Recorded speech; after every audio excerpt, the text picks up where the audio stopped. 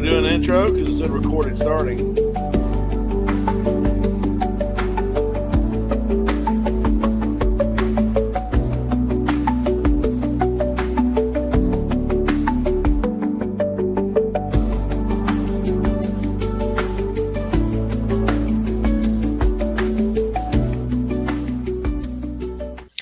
We are back. And the really cool thing to shout about this being back is this is our 10th episode. Like, we've done this 10 times already. I mean, holy shit. So here we go. Welcome to Live Fire 10. Radio Show. That's right. 10. Wow, it took that long to And figure let's that don't out. forget, 1, 2, 3, 4, 5, 6, 7, 8, 9, 10. That helped. you ain't got to take your britches out. Look, sponsored by Colt and Viagra. Sponsored by nobody, because this is a free Product show. placement. So I don't. No, product placement works. See, there Yeah, you go. I There's know. mine. You gotta turn it this way. There we go. Yeah, they Product don't pay placement me totally shit, works. and yet I still go. Look, ooh, That's right. I'd like to rub the O. Well, I can't say they don't pay me shit. I mean, they pay my paycheck, but they don't pay for I any mean, of this right? we're doing here. Oh, I just got a gig with Colt. Another one. That's cool. Another one. What a shocker. Look at my shock face. I'm going to start doing some more of their photography. That's cool. That's very cool. Mm-hmm. I'll make sure to not make it look gay. So I'm not going to take any photos, so that's probably all right. I can take photos of what you cut out there. Of you. Of you. me. And what's wrong with being gay? This is 2025. There are no lines. Gay, straight. Okay, you keep telling yourself that, pal. It's cool. Totally cool, man. Whatever works for you, man. All right, just for the record, everybody, that's rolling her eyes, I have kissed Dave no less than 8 times. And you know how I know he's gay? Because every time I fucking kiss him, he giggles. Where the hell have I been for these 8 times? Oh, I think you must have been the drunk. fuck out. Oh, roofie. Well, you wish you could roofie me. He was faking. I don't take shit to drink from you. I know I'm better. like, eat this Skittles and have plausible deniability. Oh, I'm so faint. Yeah, you're dangerous, all right. That's for damn sure. Bet your ass. So yeah, no bullshit. Yeah, welcome to our silly little show. He's Hunter Elliott, Rangeshot.com. I'm Dave Kawaka, also known as Dave from High Point. Hunter's actually known as Cornbread. And we won't forget the Iron Man. Well, He that shall not mention emotions. In my spare time, I like to watch people bash puppies' foreheads in with claw hammers. Your words, not mine. I'm just.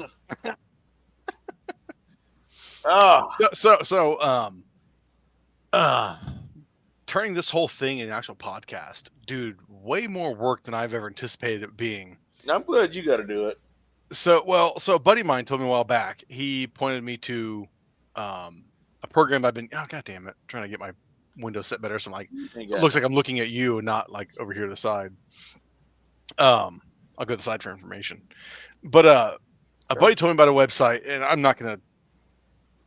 Doesn't matter what the website is right now, but he told me the site to use. That's kind of like an all-in-one to like push it out there as a podcast. And I was like, sweet, awesome. I go set up with it. I tell it I want on Apple Podcasts, I want on Spotify. I don't know, a bunch of other options I set up on there. And we put several episodes out there, and it was like, where the hell are they? Can't find them anywhere. And I find some other site telling me, oh, we got to create an RSS account. I'm like, well, I thought this site I was using kind of did that shit for you. It's like, oh, RSS accounts are free. I was like, okay, fine, whatever. I'll create one on there, upload an episode, and I'll link it all together. Well, RSS now to the point has like evolved from what they were to like you can actually host your crap on them now, like your podcast. So the one singular episode I can put up for free, episode 1, is actually on Apple Podcasts. You can find it. I have a link. But it's the only episode that's out there, even though the other site I'm using has 4 or 5, and none of them show up anywhere else. And now what I found out is I'm paying, I think, $20 a month for my current site, and using RSS.com, which I clearly can see it puts our stuff on Apple Podcasts, is $12 a month charged annually. I'm like, yeah, I'm gonna jump ship because the site, the app I'm using, sucks. I mean, because technically we're on Apple Podcasts and only one episode though, the first episode. So, Yeah, it's kind of pain in the ass. Like everything I keep reading, it's like, oh yeah, it's that simple. I follow their instructions, follow the tutorials. None of them seem to do a damn thing. And I just like general Google searches. Does this site suck? And of course, the replies people come up like, yeah, this site sucks. Like it was good back in the day. Now it just sucks. Everybody's better than it. I'm like, yeah, it's time to jump ship. So hopefully here next week or so, we'll get that going, and we'll actually have multiple episodes of our bullshit actually on Apple Podcasts, so people can actually find it, and listen to it, not just on Rumble and YouTube. Well, I would like to be the first to say that, my friend, was an amazing story. It ranks right up there with Edgar Allan Poe's The Raven. I mean, nobody's watching this story. They can see what I'm doing is flipping Hunter off. Wow. Or his asshole. I mean, fuck, dude. Act like an adult. This is me acting like an adult. Take some criticism. When I give you constructive criticism, it's not to defame your personality. It's to build you up to my level. Oh, I'm not there yet. Shit, I thought I was already there, man. Damn. Damn. Now, I didn't know we were doing a comedy episode. I only got like 8 jokes prepared. Oh, my God. I'm gonna roll with it. Anyway. Okay, so that was something productive I've done to help us out here. What the hell have you been doing? I told 2 friends. 2? You only 2? So one's me. Okay, who's the other one? Candy? I told him again. I'm like, hey, fuckers. Well, I took a class Saturday. Okay. I took Green Ops Defensive Pistol 1. Hold on. I literally think I like just discovered those guys, I think. Let me look. Hang on. I just want to see if it's the same ones I'm thinking of. Green Ops Defensive Pistol 1. A really good friend of mine works for him. Really? Josh. Yeah, I just found these guys like this week and was looking at some of their training because I saw one of the things they're going to be at a Tactical Response in Tennessee where I just was for Paul Marco's class a couple weeks ago. So, okay, cool. Tell me about your class then. That's cool. Well, I'll tell you about the day after my class. Okay. I was sore. I was tired. Old. I was grumpy. Old. Okay. And I had 400 rounds less of 45 auto in my inventory. Okay, what I just heard was old, and old. Yeah. Yeah. So what, you blew 600 rounds? 400 rounds. Oh, I'm sorry. I was thinking leftover. I was thinking my case counts. Leftover. No, 400 rounds. That's cool. That's a lot of shooting. That's good. The class was Defensive Pistol 1. Okay. But I feel like it should have been named Defensive Pistol 1 and a half of Defensive Pistol 2. Because like pretty thorough class. From 8 to lunch was pretty basic. They taught the draw. Okay, yeah, that's pistol speed. Just the basic stuff. And it was one instructor and 3 other assistant instructors, and it was a dozen of us. And they were walking the lines. They were watching your grip, making corrections in real time. Right. So I feel like the first half of the day, they were just essentially getting you ready for the second half of the day. Right. And then second half of the day, it was, using barricades, shooting from various positions, offhand, kneeling, low kneeling, some prone, all handgun. Right. We talked about speed reloading, administrative reloading. They went over a lot of malfunctions. Right. They're like, oh, the very next thing we did after lunch was we're going to go over malfunctions. And I was kind of the cut up of the class in the morning. Shocker. Like, give me your name and about your background. I'm really my famous gun rider. And now they're like, well, I'm John Smith, and I served as a special operations warfighter for 12 years, deployed 18 times. Just all these guys really super serious, right. really just, And it got to me, and I'm like, my name is Hunter Elliott. My pronouns are him, his. Gender fluid. I bought my gun on the way to this class, and I'm looking forward to like even trying. Oh God, that's great. And everybody looked at me. They were like, "Is he serious?" Yeah. What the fuck? Yeah, because none of these guys know me from anybody. But and then like I was cutting up a lot because that's just me. And then they're like, "Okay, we're gonna break from lunch, and then the next thing we're gonna talk about malfunction drills." And of course, I go, am I exempt from malfunction drills? Because obviously I'm shooting a 1911. And because they had some Glock, had a lot of Glock. I would have generally laughed at that. That's funny. And everybody kind of, giggled a little bit. Okay. However, they had some SIG Peak 320s out there. Gave a little trouble. Saw some Glocks. Give a little trouble. Okay, but were the Glock stock or were they like modified? You know what? I was the only. Chad and I went. Chad and I were the only guys there shooting box stock guns, and shooting iron sights. God, you fucking fuds! Everybody else had optics and shit. And, yeah, no, that's fine. That's cool. Super fancy. But anyway, I run my Dan Wesson. I had one malfunction, and it was magazine related, and it was a Chip McCormick mag. Mm-hmm. I've used a ton of those over the years. Okay, but here's what threw me off. I run my gun to slide lock. I come into my workspace. I drop my empty mag, fresh mag. When I look at the fresh mag, the round is halfway out. Oh yeah. And I'm just looking at it, and when I saw it, I was so ingrained in reloading. When I saw it, it already locked the mag and hit the slide release, and my brain said, "Nope, that ain't gonna work." Right. And the slide went ka-chunk. I was like, "Fuck!" So the guy's like, "We're gonna teach." When it happened, they're talking about teaching. That's a failure.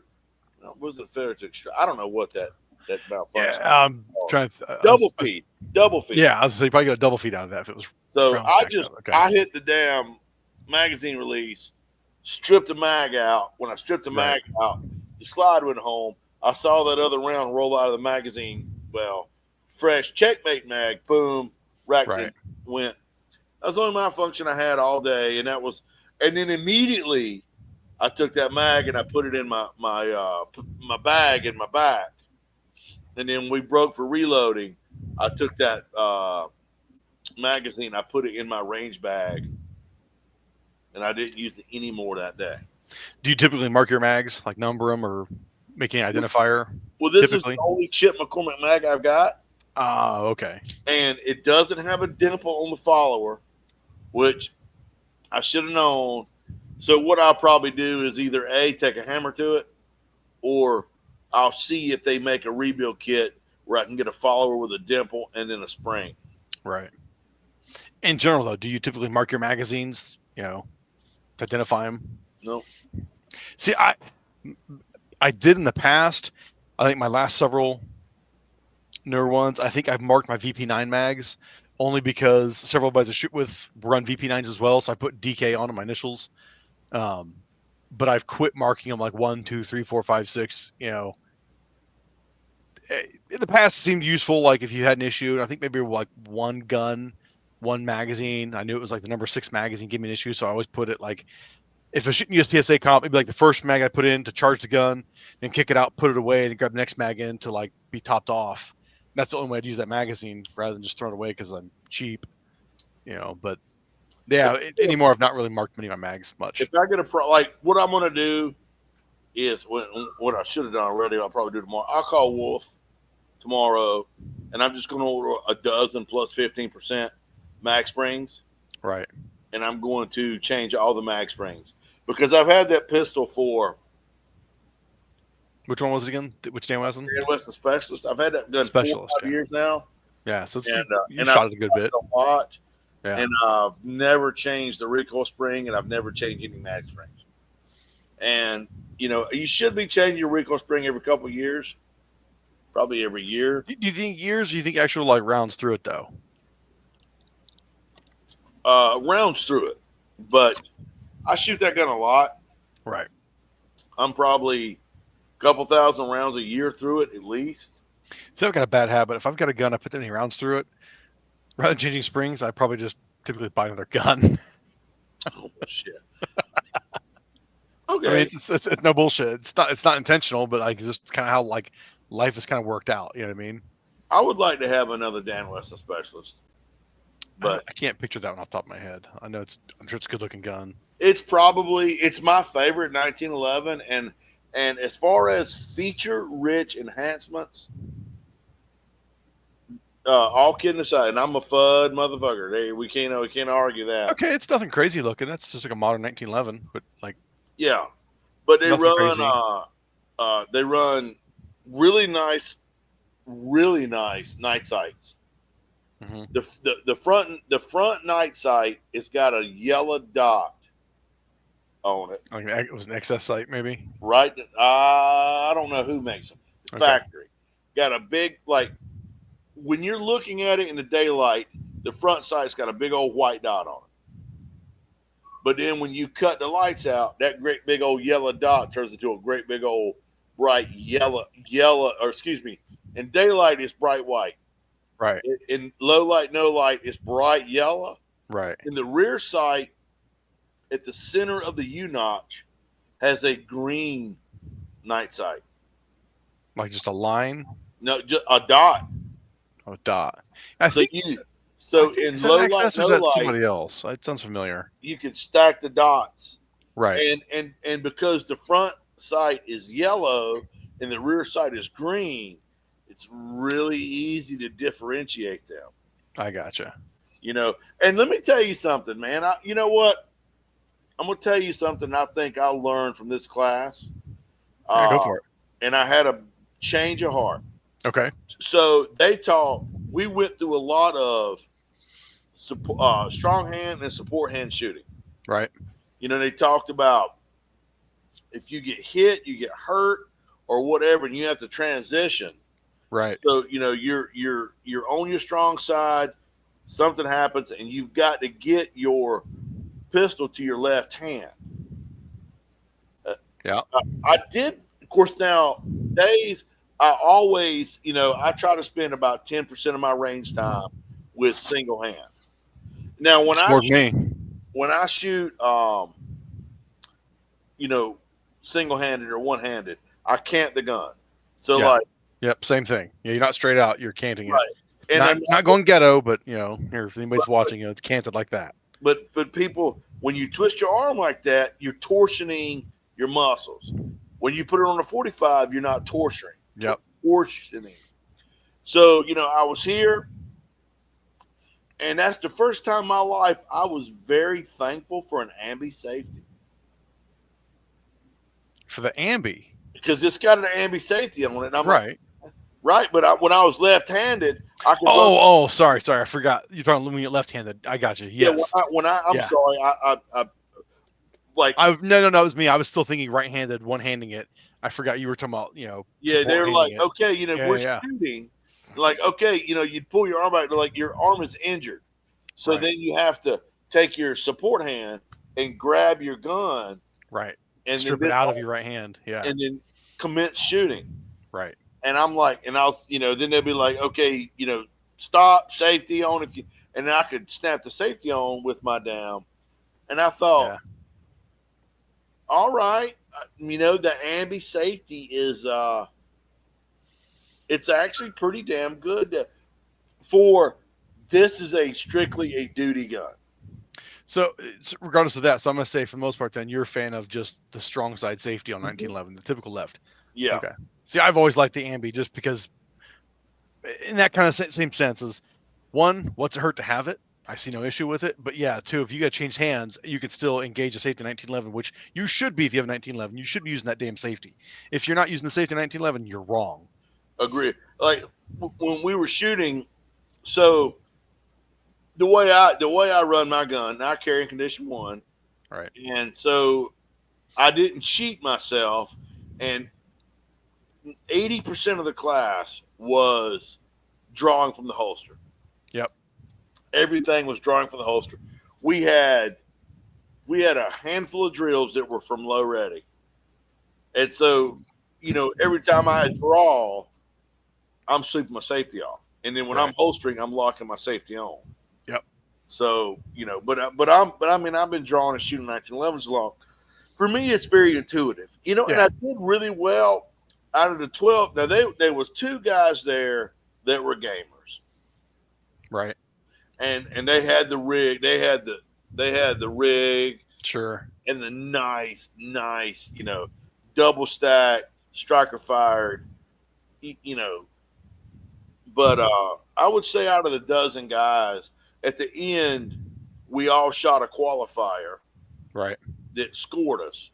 And I was probably, out of 12 people, I was probably 7 or 8.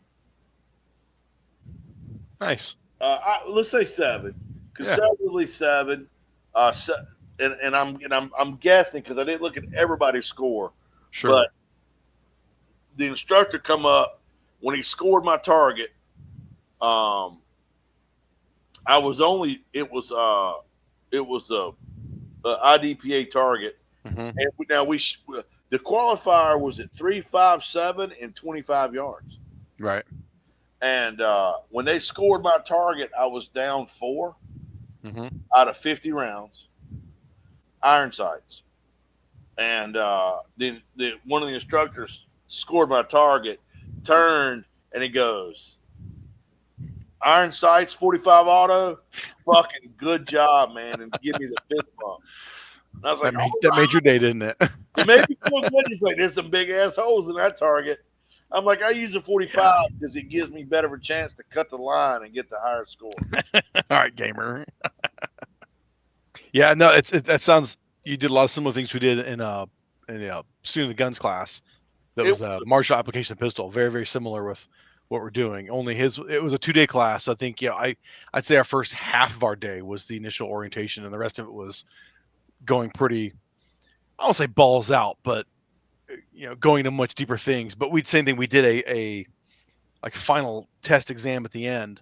That was not as many rounds, but do you remember the kid Dickens, the 21-year-old kid that shot the guy in the mall a couple years ago? Oh, from like 30 yards or something? 40 yards we started. So when we first heard that, me and my guys were at the range, we set that drill up and did it ourselves. And it was 8 rounds at 40 yards, on target, whatever. And just did it like that. And we're like, okay, that's cool. That's fun. We should do this more often because we kind of all sucked at it. And coming to student guns class, they had more info on it. And it was, he fired 4 shots at 40 yards. Then he fired 4 shots. I think it was like 20 yards. And then 2 more shots at like 4 or 5 yards. So we walk up to our final assessment. We did it individually. You get radioed over. And I looked at it right away. I was like, we doing a Dickens drill here? And Paul was like, somebody knows paying attention. I was like, all right. He goes, yeah, when you hear, a go signal, could be shouting, could be gunshots. He was like, engage 4 from here, move to the next position, 4 from there, last position, 2. I was like, okay, fine. Dude, I let the USPSA gamer side of me take over at first. Yeah, there you go. No, in a bad way. This was bad. Oh. I heard the pistol shot into the ground.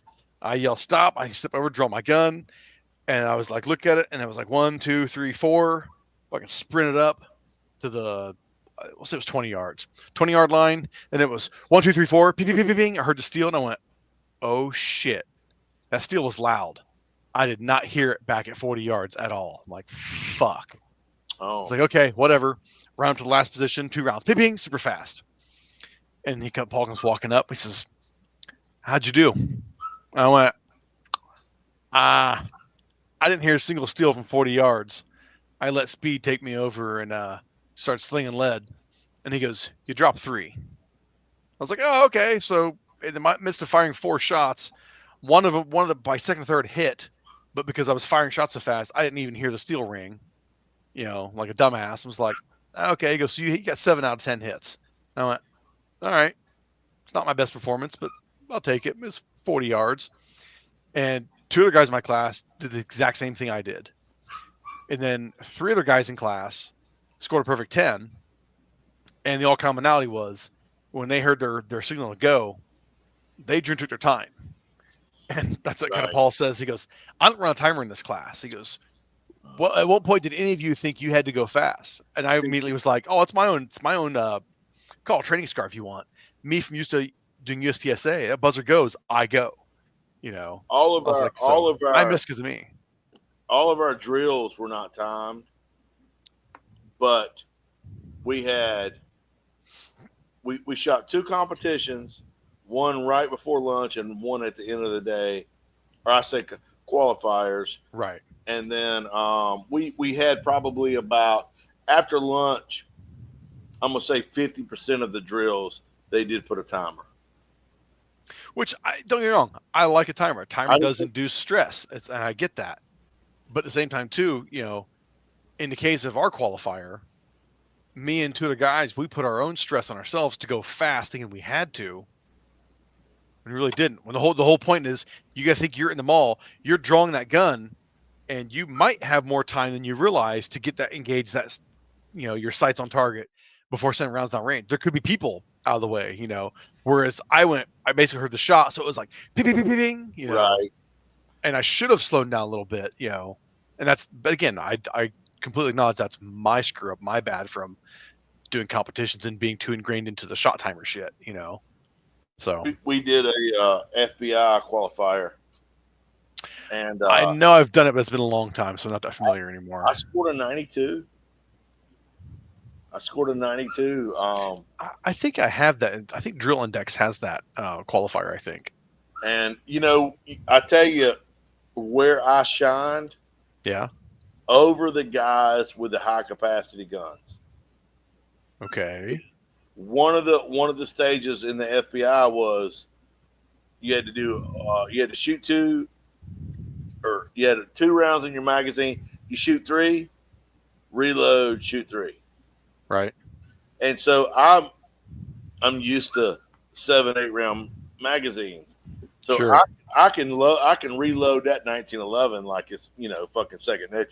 The guy was like, after like half the day come up, he's like, your fucking reloading skills are on point. I'm like, single stack magazine, baby. I gotta be good at reloading. 1911 teaches you that shit. I know that one firsthand as well. They do. They teach you to be fast in that reload. But the guy's he's like, you're really good at reloading. So I was better than average in the class, but I was really good on my reloads. But 1911 is easy to reload. And that it's got a little magwell, looks like, on that thing. So it's got easier. A magwell on it, and I'm using bumper mags. Yeah. Hey, baby. That makes it easier. The 1911 is an easy reload, and that Dan Wesson Specialist is a dream to run, man. Yeah. I mean, I'm telling you what, some of those guys were like watching me shoot, and they're like, "You're not experiencing a tremendous amount of recoil." And like, why would I be? And I'm like, I'm like, here's what I told a guy. I said, I'm a fucking man. I can hold this gun and run this gun because I'm a man. But I didn't go into the, hey man, they don't put a radius on the firing pin top of these fucking Dan Wessons. So when you go to rack the slide on that bitch, it's tough. Right. But this is the first class I've taken with a Dan Wesson 1911. Okay. And I'm going to tell you what, I felt like it was cheating. I mean, with all the things that Dan Wesson does, and that would be a good YouTube video for Range Hot. With all the things that Dan Wesson does to these guns, it didn't really show until I took a class with it. Right. Well, I'd say because even looking at it, like, I need to. Yeah, I've never shot a match with that pistol. I said, I mean, because just looking at it, I'm not knocking it by any means. It just looks like a good 1911, but I don't see anything like overly standout. I mean, it just looks like a good 1911. And I know Dan Wesson makes solid guns, but that doesn't change the fact it still just looks like a fine 1911. Now, I will say this: I'm a little disappointed in it. By the end of the day, racking the slide, it's a little sluggish. Just getting so filthy. Yeah, so I have but that's because it's a Dan Wesson, not a GI model that's loses horror, And I have never cleaned it. I bet you, Dan. I bet you 6,000 rounds through it. Never cleaned it.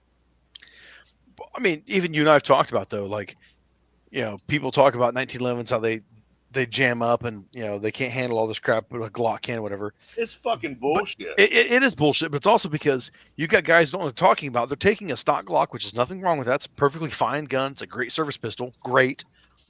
But those same guys that are hating on 1911, it's because they're taking some insanely tight toleranced, multi-$1,000 pistol that is built for bullseye shooting, not for running hard. And then you look at GI 1911s, they're as loose tolerances as Glocks are. That's why they ran forever. My father always said, you pick up your Colt and shake it. If it doesn't rattle, it's broken. Right. Because it's going to run all the time. But and look, I'm not sponsored. Well, Range Hot is actually sponsored by Dan Wesson. So I guess I'm a shield. Yeah, you are. It's okay. But now, in all fairness, I did like 5 or 6 Dan Wesson reviews before they bought an app. But I really was impressed with the way that gun run. That's awesome. And shot. I have a new affinity for it. That's awesome. And the only thing I did right before class is I oiled it. And even Chad was like, whoa, special occasion. You're oiling your gun. I'm like, right? But I'm like, I don't want it to fuck up in class. No, that's like the worst thing. Last thing you want to have happen. Right. Yeah, like my Echelon could use a little oil, but it's not. It's all right for a few more rounds. I'm gonna shoot that Dan Weston until it has a pistol failure. They should. And I'm not gonna clean it. I'm gonna say, how long will this thing go until it has a pistol failure? Now, if you were to come over right now and lock the slide to the rear and look in the gun, it's dirtier than my toilet. Oh, I'm sure. Because I mean, look at the color. Looking at one online and think locking up and down. I'm sure it's absolutely filthy. 400 rounds. It's gonna be filthy. Oh, it's fun. And I did a little YouTube short. I made a sandwich because you had to bring your lunch. I made a sandwich, and I had the gun laying on Chad's tailgate. And from the muzzle to the end of the cocking serrations, one of but gunpowder.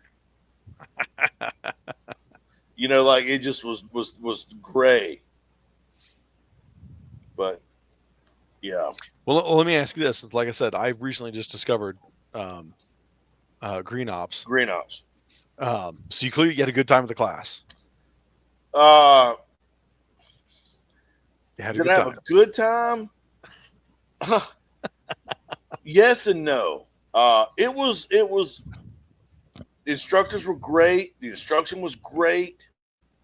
The training was at me 51. It was there were parts of it that was a little grueling.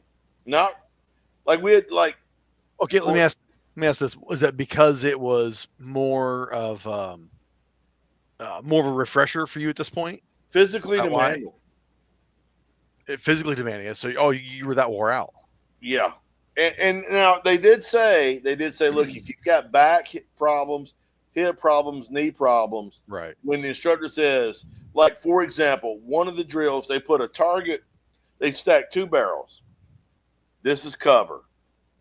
Right. And then if you're standing there, 3 or 4 feet, and you pied to the right a cat hair, there was a steel target. Okay. Then if you pied to the left at a 45 was another steel target. Right. Now, you would run up to the barrel, and there's an instructor, and he would, you're already hot, and then he was like 3 rounds. Right target, and you'd have to do that. Then he might go 2 rounds kneeling left target. And they said, if you've got a problem kneeling or what, you can look at the guy. I'm like, nah, man, I got knee problem. Or when you run up, tell the instructor. But I'm like, no, I'm not doing that. I'm going to what he says, so you run up. He's like 2 rounds, offhand, steal, boom, boom. 2 rounds kneeling left, boom, boom. 2 rounds right, kneeling, boom, boom. 2 rounds, offhand left. Boom. And so you're up, down, up, down, up, right. up, down, and I mean, I was give out. I mean, any good instructors, like if you straight up say you can't do shit, like we had a guy in doing the gun class. I think we were doing the prone. I think we were dropping to a knee. I can't remember now, but he basically was like, I can't do that. If I get down, I'm not getting back up because I've had X amount of surgeries and my knees and hips are bad shapes. They're like, okay, then just stand there and shoot. Don't do it. Like, it's fine. That's how they did. Like you paid to be there. They don't want you to break yourself. Right. I mean, would I take the class again? Absolutely. Was it a good class? Absolutely. Was it a walk in the park? No. No, it was not. And it was hot that day, and they didn't cut you no slack for being hot. Well, no. Why would they? You're North Carolina. I mean, yeah. Now, the guys brought water. This is what was a little cool about the class. Now they said bring water, bring food. And like 2 instructors brought way extra water, way extra food. Right. And they actually even brought ammo. Damn. And one guy ran short like 50 rounds of 9mm. And the instructor was like, now I don't know if he had to pay him later. Right. But he, the guy's like, I run out of ammo. When he was back reloading, and the instructor was like, here's 50 rounds of 9mm. I'd say most students would be quick to help the guy out too, like that. I mean, I know, I think all of us brought 1,000 rounds. We went through like 400, 500 for our class, but you wouldn't hesitate to like, here, dude, here's some ammo. Fill your bag up. But the instructor was like, I got ammo. We got ice. We got cold water. We got room temp water, and they brought snacks. So even if you just totally bowload it, right, then they kind of had you covered. Quite enough ammo. Now I wouldn't show up with 100 rounds and expect them to make that up. But right, that'd be a dick move. A box, yeah. Or you didn't bring enough water, or you didn't bring any snacks. That's easy. It's easy to misjudge that stuff. Yeah, they were really cool. We did from live fire commenced about 8:30. We went to 4:30, and then whoever wanted to stay and shoot another, like they provided you with, it's like, okay, does anybody want to stay another 30 minutes? And I said, no. Because you were wore out. I was wore the fuck out. I had the Chinese disease, man. You know what that is? No. Dragon offhand. Oh, dragon ass. So, but there was like 3 guys who were like, I'd like to shoot a few more drills. And so they kind of gave you another buffer of 30 minutes. Right. Now, I don't know if that's SOP with every class, but once we were like done, they said, hey, is somebody, if you need another 15, 20, 30 minutes, we'll accommodate you. Hunter's like, hell no, I'm wore the hell out. And they went through and everybody's like, no. They looked at me. I'm like, I got a bottle of bourbon whiskey at the house calling my name. I wanted to leave 3 hours ago. And how far was the class from where you're at? They started at H2O Fowl Farms. Oh. Beautiful facility. Oh my God, gorgeous. Is that like a home facility for them? So they're moving to North Carolina. Okay. They're from Virginia, I think. Aren't they? So they're they're expanding into North Carolina. Okay. So I think they're going to teach some more classes at H2O Fowl Farms, and I think there's another range they talked about. Well, I know they're going tactical response. Okay. They might have already done that because I saw Instagram video of tactical response, they mentioned student of the gun, and they said green ops, and I, like I said, just found green ops. I was like, oh shit, that's cool. And I'll say they're on my radar.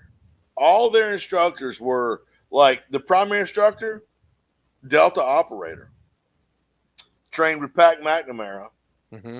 And then the other 3 instructors were former military, former law enforcement. And here's the thing. And one thing that I did like is before every drill, the instructor would demo it. Right. And so not only could you visualize the drill, but you could see that they had their shit together. And I really, like, any quality instructor should be doing that in the first place. I've never had one that didn't. They've all demoed what they wanted you to do. Right. I mean, firsthand, so that they should. I mean, no, it was a good class, but for people that are looking to go to the square range and shoot 100 rounds and just kind of plink, this was more training than class. Right. Which that was the defensive pistol class. Pistol 1, but I think the name is misleading. I think it should be defensive 1 and 1.5. Right. Because it really got into it didn't get into like advanced techniques, but it got into it was touching on like, using cover and concealment, right, using different positions, failure drills, all that sort of stuff. They were pretty thorough on. Nice. Well, how I found them was I was, finishing up from student of the guns class. I told you I've been on a kick of running my shotgun that's behind me. I'm running my shotgun and my lever action more this year, and the shotgun definitely has the least time with it, so I really want to run it more. And I was student of the gun has a shotgun class, so I want to try and put some guys together to take a class from them. Maybe in the fall or something. Where? Well, I don't know. Like, Paul told me he has a minimum requirement, I think, of like 6 students. I know he goes to tactical response, so I could easily go there. Where's that? Camden, Tennessee. Otherwise, Paul's out in Utah. But at the same time, tactical response does a shotgun class as well down in Camden. And when I was Google searching online, that's how I immediately found Green Ops. So somebody mentioned them. I don't know if it was a forum or on Reddit, said Green Ops. So I went and Googled them, and I was like, oh shit, these guys look pretty cool.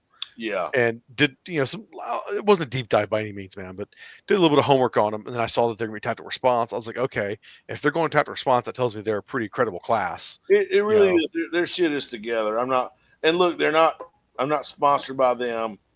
No. But you and I both took training, so we're going to talk about it. I mean, if it's good, I'd say do more. My buddy Josh Shaw, who I met at SIG Academy, he was taking a class at SIG Academy. I met him there, Josh Shaw.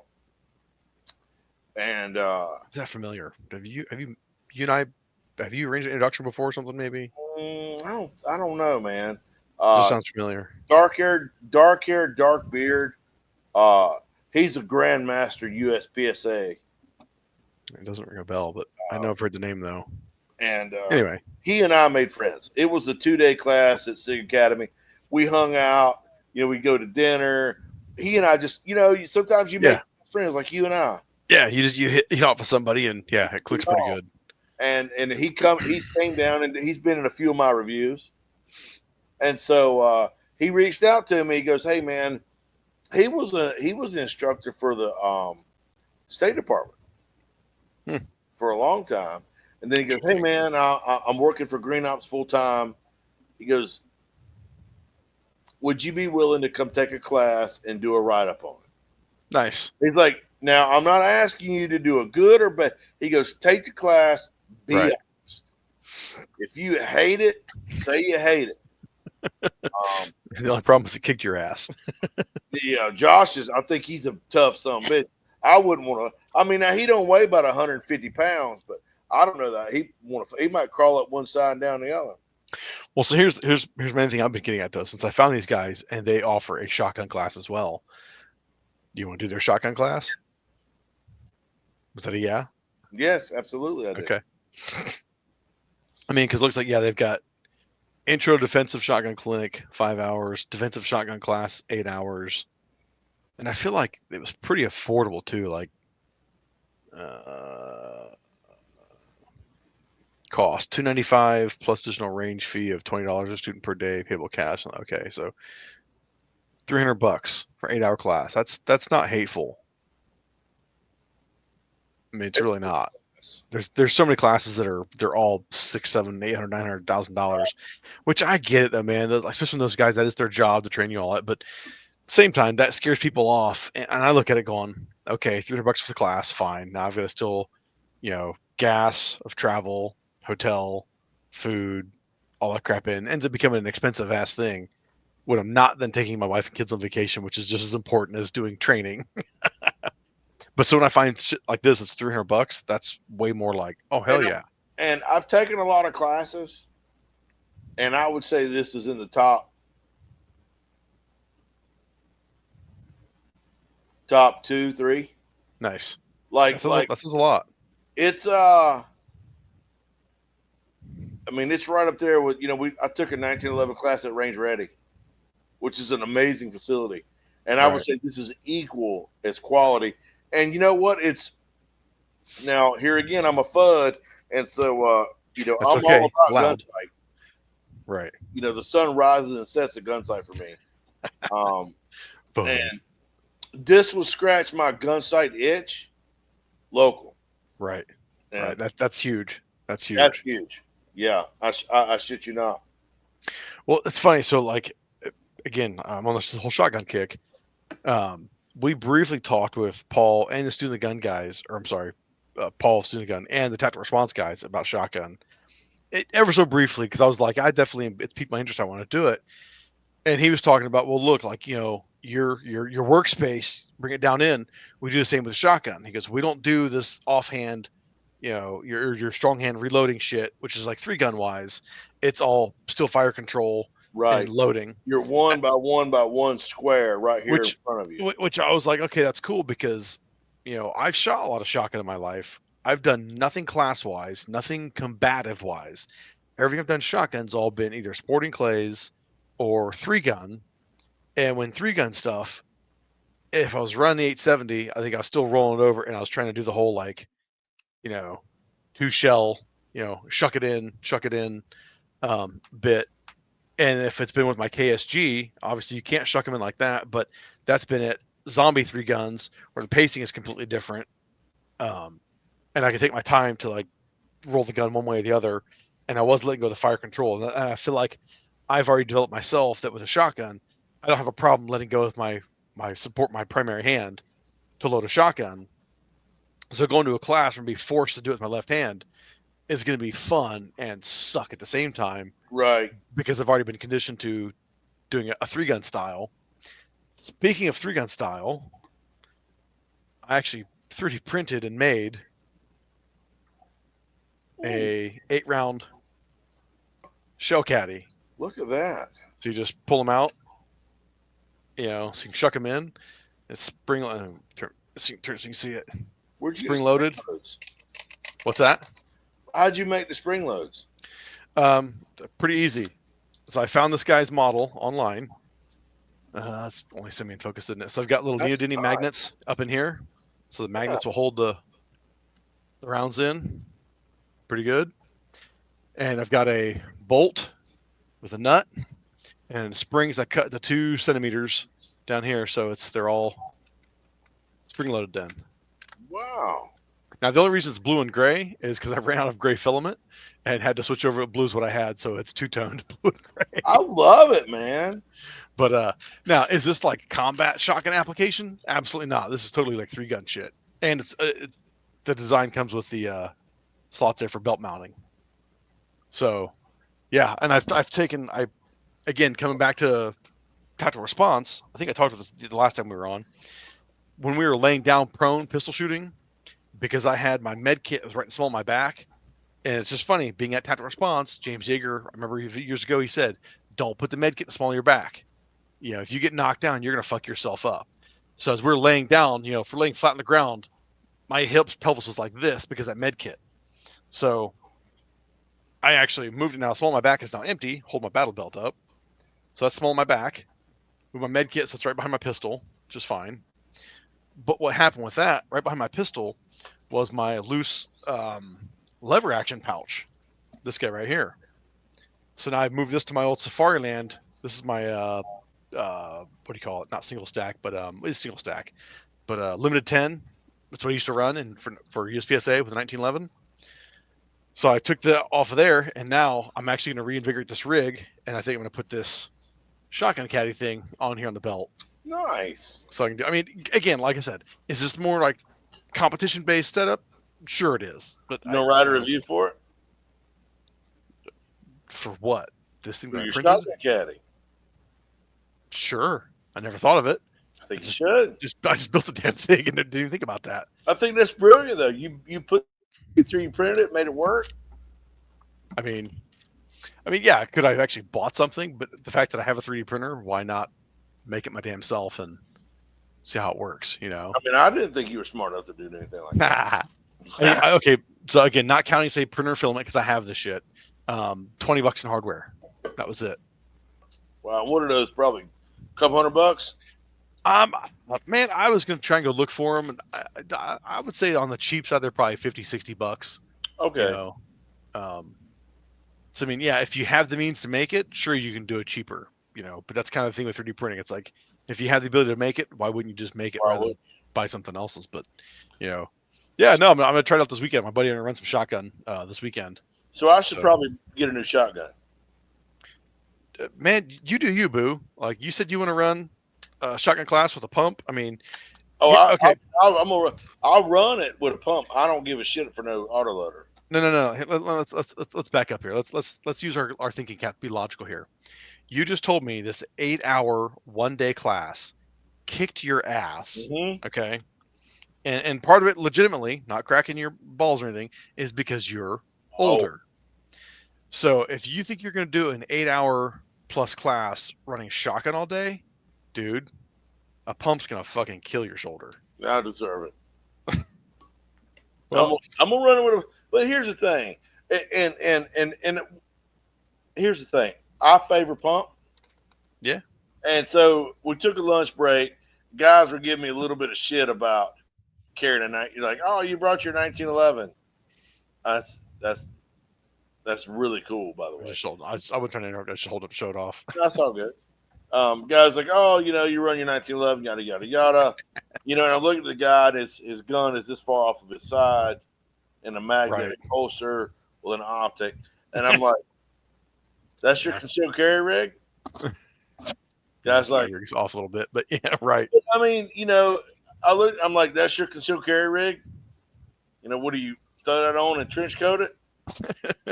Just no, that's not what I concealed carry. It's what I shoot matches with.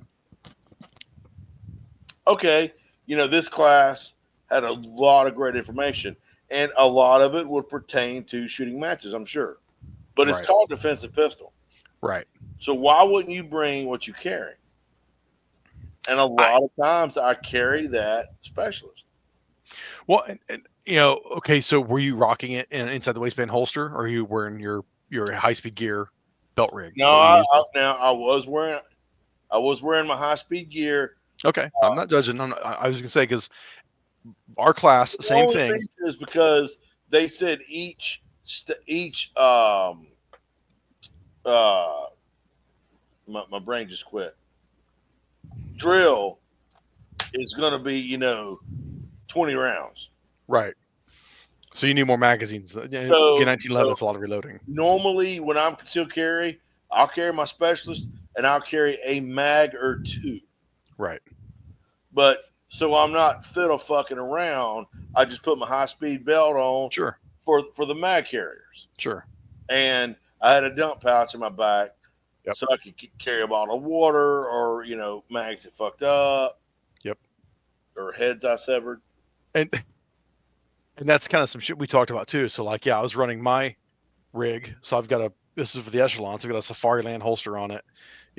Rifle mags, pistol mags, dump pouch, med kit, multi-tool, knife, whatever. And some guys were like, well, but other guys were carrying appendix, carrying like their concealed carry rig. And they're like, well, is that your concealed carry rig? And I went, no. I was like, but what the thing is, you don't know me, I don't know you. I am very fortunate with the range access I have, just as you are, that I do carry my conceal rig with magazines and do run it from concealment, on my range. And I'm in a class like this, I'm gonna have a little more fun and run the battle belt because why not? Now I'm gonna tell you this. You know what Chad ran? Hmm. Fucking Chad rolls up with a CZP-09 Nice. inside the waistband, fucking Yeah. holster, Yeah. in a double mag pouch. Yeah. And he ran the fucking class. Yeah. And he did well. He was slower than a lot of people, Right. Well, but that's but wrong. he's Concealment is slower. every drill he's grabbing and pulling. Yep. Yep. Versus just grabbing.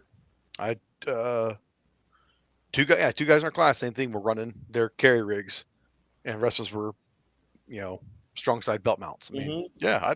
I'm not gonna knock. I'm not gonna judge anybody how they need to run a class like that. All the Do instructors how you want to do it. The instructor's like, raise your hand if you showed up with your carry rig. Right. And Chad raised his hand, and like nobody, and he goes, that man right there is serious. That's awesome. And Chad did really well. He did really well in the class, and at the end he shined. So he probably most improved. Right. Chad's a good shooter.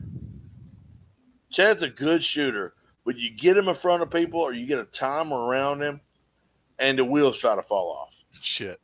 But they pressed him, and he pushed past that and did really well. Yeah, so there's one of my carry rigs, an appendix. That's for the echelon, so it's full size. But so yeah, I'll carry that thing. I'll carry a VP9. I'll carry my PO9. I have this same rig for my PO9. This is what I carried all day. Nothing. 6-shooter. No, it's a 5-shooter. Oh, it's a 5-shooter. Yeah, I carry this. It's a Charter Arms Pitbull in 45 auto. Nice. And I carry that sumbitch. I got some double tap 185 grain soul sucker. Of course you double tap. Dude, I'm gonna tell you what. I don't know what kind of when Mike McNett gets powder in, I don't know what kind of damn voodoo spell he does over it. But he makes his powder do shit I can't make mine do. It's some hot shit. That's all I know, man. It's some hot shit. Their shit is together. So, but I shot this last class. I shot it with Defender ammo. I shot it with Defender ball. And, it's standard pressure. Right. Something else I was going to ask you about. I was on a kick. Really want to build a Dissipator AR upper. You know what Dissipator is? It's 16-inch barrel, rifle length gas. That's basically it. Okay. What makes that unique? 16-inch barrel. Yeah. Here we go. Hands keep in frame. So carbine length gas system. You said mid length, rifle length. So it's like muzzle device, A2 front sight. So you're getting an M16, like a 20-inch barrel gas system on a 16-inch gun. I mean, what is it? Is there a benefit in that? I think basically you're getting, you know, as well enough. Like, I'm not saying carbines are jumpy or recoiling, but compared to a rifle, they are. And so you drop a 16-inch barrel with a rifled gas system, it's just stupid flat. It's old school shit. It's nothing new. They're old as shit. I got your solution to that way better. Oh, here we go. No, you don't believe me. Just take a moment, gather your. I'm waiting. So my close dear friend Andrew Barnes is machining H4 plus buffers. What the hell's an H4 plus buffer other than it's heavier than shit? It is a stainless steel tube with 3 tungsten weights in it. It's heavy. It's he could quote you the ounces, and it's Right. probably 3 times as heavy as a commercial buffer. Well, I think we're going to fall in difference with, okay, a dissipator is it's no weight difference. You're not adding in more weight anywhere in the gun. It's just you're going to a longer gas But system. the way we're talking ounces. Yeah, but ounces equal pounds. Ah, my ass. Okay. If you ever, I tell you what, Mr. 8-hour class killed me. I'm gonna punch you in the eye when I see you next. Well, you said you ain't coming to NRA, so. Oh, Is I think we are. Think you are coming? Okay. Yeah, I think Kay and I are gonna come. Well, you're getting me off track. So I got a 7.5 inch SBR that I screwed a baffle type can on with a full auto lower. Okay. And it was trying to malfunction. And it was a Barnes rifle, and I'm like, Andrew, your fucking rifle's trash. Which is not. No, he makes like, really good shit. What is it doing? I'm like 7.5 inch pistol length gas system with a baffle stack can full auto. I'm getting the occasional failure to extract. It's like you got bolt overspeed. Right. I'm like, yeah. I mean, fix it. He's like, right. He goes, all right, let me study on that for a little bit, and I'll get back with you. So he calls me up and goes, hey, stop by the shop. And he hands me this buffer. And it felt like it was made of lead. I'm like, my God, is a gun going to cycle? He said, well, it's going to cut your socket rate in half. But what it also does is when you're running it, it is. You know what? I tell you what, I'm not even going to ask you to believe me. I'll go by Andrews. I'll get one. I'll send it to you. Okay. And put it in what, a 16-inch gun? It don't matter. I put one in my 16-inch gun, and I'm like, ooh, I don't want to get caught with this. It's weird. It's weird. No sense. I'll give it a shot. I mean, I'll throw it in like the 733. I'll throw it in a couple 16-inch builds. I'll get you an H4 Plus buffer, and now you can run it without a can, and it will not malfunction. It's not going to induce a malfunction, but it slows your socket rate down, right, significantly. No matter what, it still doesn't change the fact I like the idea of the dissipator and running one because I've never had a dissipator and something a little bit different. I mean, because come on, you'll admit the same thing. An M16, a 20-inch M16 type AR, is a way smoother and like laser flat shooting gun than say any other length carbine gas system, right? Sure, so, I agree with that. So I mean, there's the dissipator, same thing. Then you're getting the rifle length, but the difference in dwell time of the gas tube, in the gas system, and still in a carbine length setup. That rings my bell. Your boy that makes the AR uppers texted me. Patrick. About doing. Yeah, he's doing a bunch of this. Did he? Good. Yeah, he wants to send me some kind of upper. Good. You cool with that? Yeah. He needs the publicity. Yeah, I know. But he's got actually a dissipator. He texted me the other day. It was a blend barrel. And I was like, ooh, is that dissipator setup? And he goes, it is. I was like, I have a flash hider for a can. I have an upper. I'll send this shit to you. I was like, I want that blem barrel. He goes, well, I can do this, that, that, or the blem. And I was like, I don't give a fuck. You could cry on the blem. Like, it doesn't mean shit to me. Right. Photoshop it out. Yeah, I throw my shit in the ground left and right. Watch guys go, oh, you just threw your gun on the ground. Yeah, it's a fucking tool, people. It's a tool. I mean. And the guys worry about their optics. It's like, well, if your optics quality, it ain't going to hurt it either. Speaking of tool, I got a photo I want to show you. Oh, geez. Oh, Jesus, right. This is if you would get the dummy battery with the constant power hookup for one of your Canon cameras, because I'm sure you have more than one, and get the HDMI cord to plug into your laptop, you could have a lot better video, and I could see things like when you share this with me. Look, way easier than. Oh God, your truck. That's my old lady. I said I'm looking at the woman more in the truck, but it's like, yeah, there's your truck, okay. Yeah, I took her out. She hates that damn thing. Then why'd you take her out on it? I love it. Okay, like, but wait. Yeah, exactly. It's loud and it smells like shit. Did you take her out in that truck on her birthday? Yes, for ice cream. Oh, you're a fuck. God. And I took her to a really Not in the bougie caddy? What the hell, man? Hey, and I took her to a really bougie ice cream place where it wasn't nothing but Lexuses and F-150 Platinums and What was it, Cold Stone? it was so we're up the street from Marble me. slab? We got NC State University, Yeah. and they opened a creamery Okay. off the farm, so they do ice cream, but it's bougie as fuck. But was it good? Oh my god, yeah, their ice creams Okay. are out of control. Okay, then who cares if it's bougie if it's that good? Well, but like I rode up and it's Lexus, BMW, Yes, you rolled this 89 piece of shit. Platinum, and I rode up in that truck, with that 7.3 IDI, angry as hell. And all the dudes looked over and seen my hot ass old lady and like, I want to be that guy. Some of the soy boys probably were, yeah. Other ones that don't know what a man is, we're seeing that going, yeah, maybe. I was going, ew, it's loud and stinky. It's loud. It's loud. It smells like diesel. It just rides like a hammered asshole. I love it. That's funny. It, as Candy would say, it is certainly an extension of your personality because that truck is very abrasive. Absolutely. So I'm gonna drive it to Atlanta.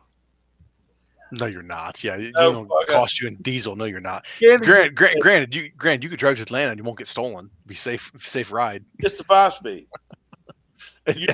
extra safe then. Extra safe then. What's that? You meant because nobody would want it. Exactly. Nobody would want it, but now they can't even drive it. Here's how I feel about your feelings. Fuck and you. Oh, I'm gonna cry. Yeah, of course you are. You soy boy, motherfucker. Remember, I'm Iron Man. Cornbread. Do you have your cell phone with you? I do.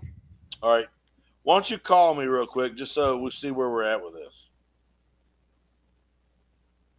What? Call my cell phone. God. Okay. Do as I say. I eat a bag of dicks. You got one handy? Let's see, Hunter Elliott calling. Okay. Calling mobile, Hunter Elliott. Oh, there.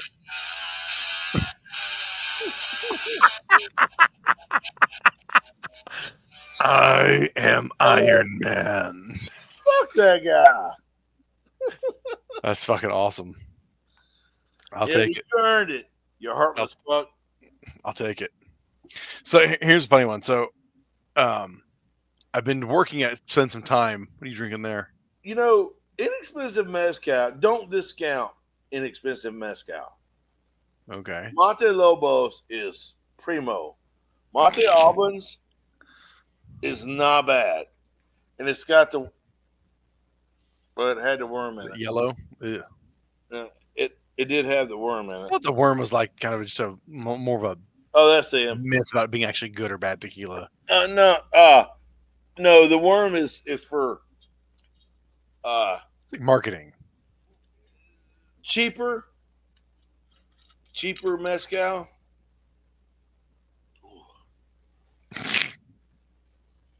I guarantee you my truck is on that. Drink my water. Where's the worm at? Oh, he's laid up in the bottom. So, I've talked about fantasy movies in the past a good bit, and I've been wanting to get my oldest to watch Lord of the Rings. Do what? It's got a screw top. Trying to just pull idiot. Yeah. No, I mean it was my backup. Okay. Woo!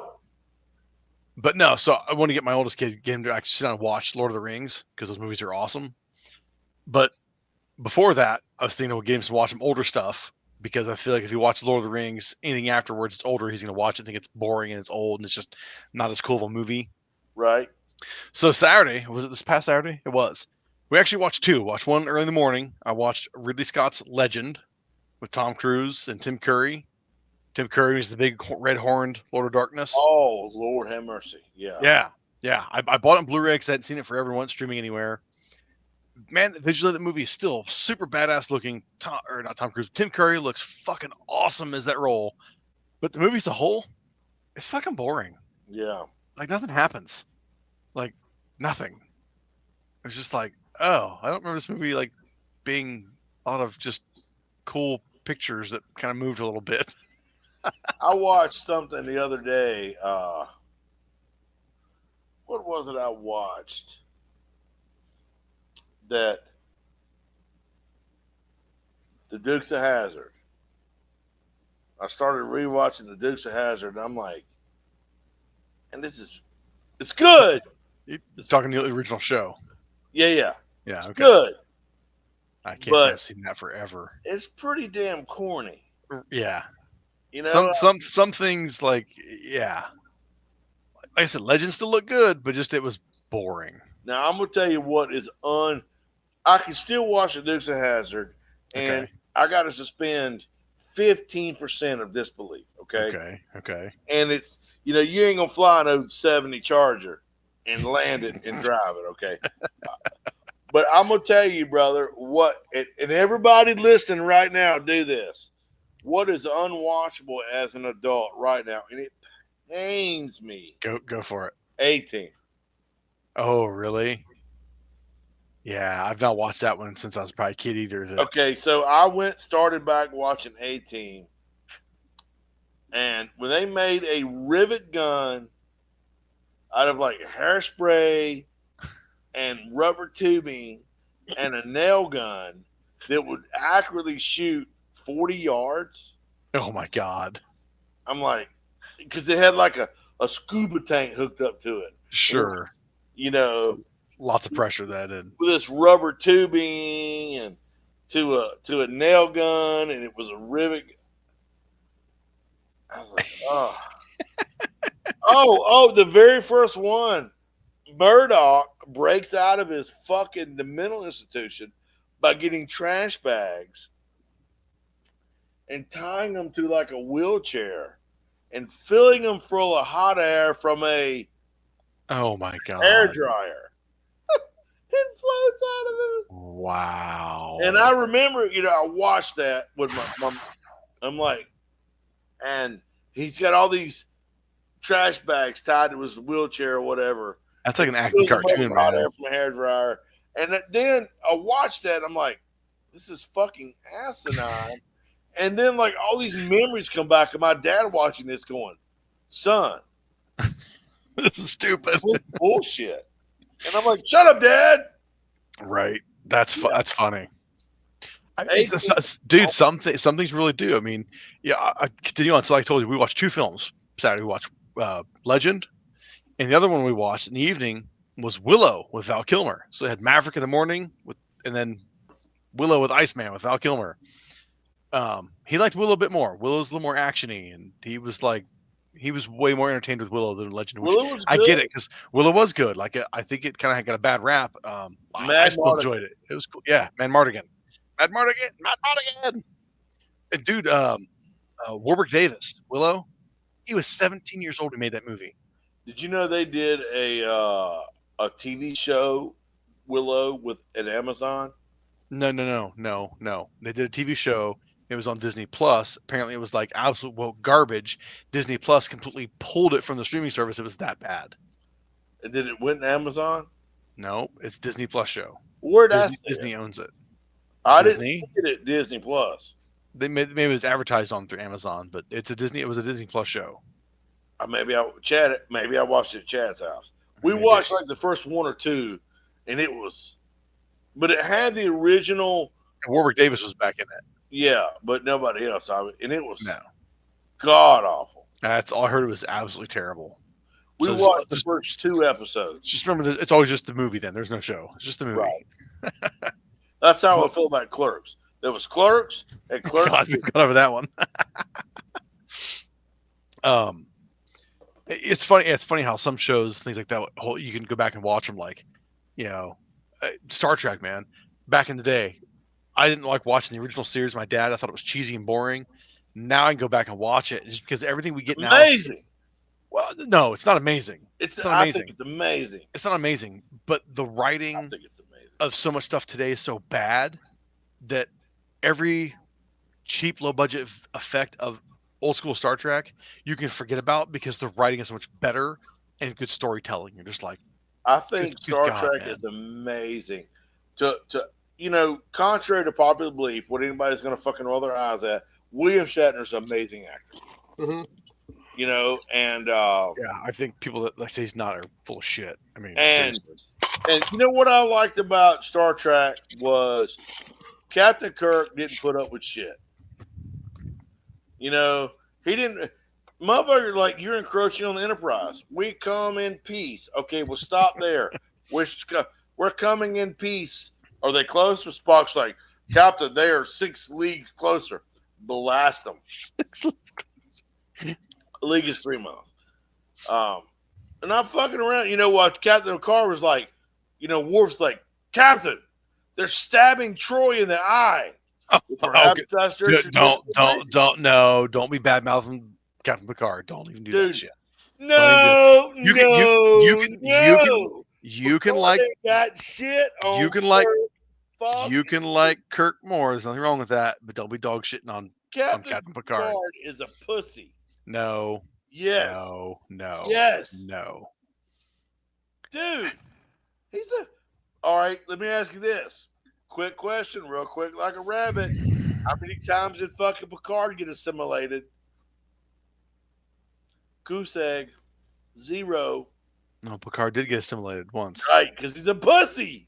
You just said 0. How many times did Kirk? Because they haven't found the Borg yet. No, because Kirk could whip their ass. They're like, oh, they could build a fucking force field for our lasers. Well, then he's going to give them the fucking people's elbow. Okay. You know why Picard didn't do a lot of hand-to-hand? Because he's 140. The only thing the Next Generation had going for it was a Deanna LaTroy, or what's her name? Deanna Troy. She was a fucking baby doll with massive knockers. Yeah, these were pretty decent. Yeah. But now I will say this. They did a show called Picard. Yeah. Okay. That was infinitely better than Star Trek. Okay. Hold on. Picard season 3 is fucking great. Mm-hmm. Picard season 1 and 2, they were all right. Okay, agreed. But Picard season 3 was fucking great. Because he got the band back together. Yes, that's why it was so great. Right. I'm glad you've seen that because, God, that was so good. That was great. Worf was like this Zen motherfucker. Yes, I loved it. It was badass. Chamomile tea. That's fucking great. Yeah, and and there was a picture of all of them at the Enterprise. And I'm going to tell you, it stirred some nostalgic feelings, man. Oh, dude, I was watching Picard season 3 after my dad had died, and because he and I grew up watching TNG. Yeah, the end of Picard season 3, dude, that was rough. Because it was so good. That was so good. It was that rough and similar. Yes, but better. Yes. I mean, like Mason had just starting his journey with me watching season 1 of TNG. So he's catching something Picard. I was like, no, leave the room. You're not watching this with me right now. He's like, what? I said, we will get to it. You don't want to watch this now because this is awesome. You have to watch everything that comes up to this point. And he goes, right. Okay, all right. So he and I are in season 3 of TNG right now. And he's digging it. There was some Next Generations that were pretty good. But I really don't think that. All right, I'll ask you this. Sure. If you were asshole deep in a fighting hole, would you pick Picard or Kirk? If you're saying me personally am an asshole deep in a fighting hole, yeah, I'd take Kirk. Because he's a badass. Yeah. Picard is a more of a attaché. But it's also because they built a completely different dynamic in TNG. Riker was the Kirk of TNG. Riker was banging chicks left and right, getting in fistfights left and right. All right. He's like 70% Kirk. I'll accept that. That's fine. But, Kirk was a mean, bad, cold motherfucker. Yeah. He's like, they're doing what? They're scanning our shields to bomb them. Yeah. It's probably like, but it's the only organisms left of this particular species. I don't care. He's like, fuck them. They scan my shields. I'm done with them. Zap, done. Zero tolerance. That's funny. Kirk was I love Kirk, man. So it's funny, like he's talking about going back and watch other shows. Another one, I don't know, you never cease to amaze me sometimes. I've been watching another older sci-fi show. This is like my third time in life probably watching it. It's on Amazon and Tubi, called Babylon 5. You familiar with that one? No, I mean I've heard of it. I haven't seen it. It aired when Star Trek Deep Space Nine came out. It aired they aired parallel time frame. But the cool thing, all the shows we watch now, like fuck, I don't know, man. Beginning show you watch, it's only 8 to 10 episodes a season because it's all one big story arc. All the whole show. Babylon 5 started that in the 90s before anybody else.